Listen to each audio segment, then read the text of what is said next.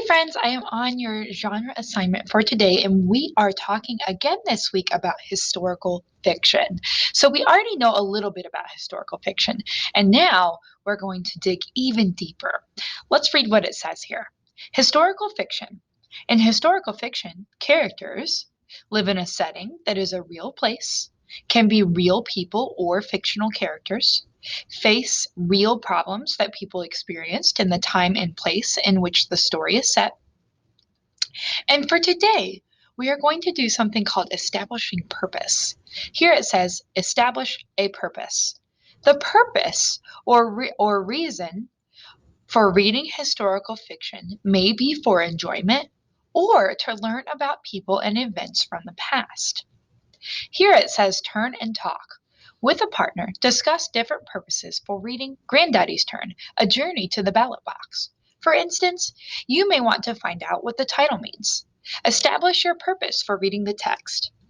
So, a lot of times for me, I think historical fiction is really, really interesting. And I like to read historical fiction because I like to learn about events from the past.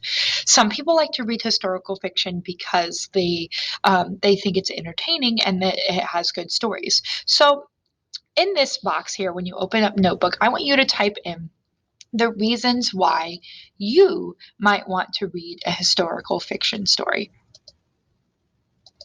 There we go. I think my screen froze for a little bit. But when you open this notebook, I want you to establish your own purpose and type in here why you want to read a historical fiction story. Maybe you think that they're interesting. Maybe you want to learn about the past.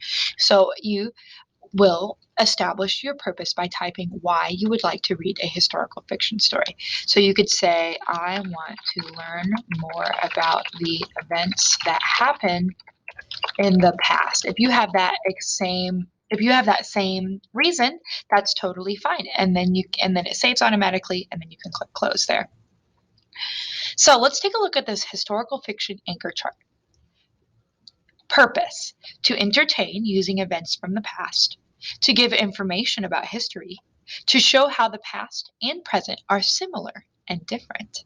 This one's really interesting. Sometimes historical fiction is written so that you can realize that some things that are happening today in the world actually have happened in the past too. And it can help you think about how to get through those sometimes hard times. Characters may be real people from the past or made up characters, are understood through their thoughts, actions, feelings, and dialogue. So, in historical fiction, you can really understand how the character is feeling, and it really gives you a good look at what it must have been like to be a person in that time in history.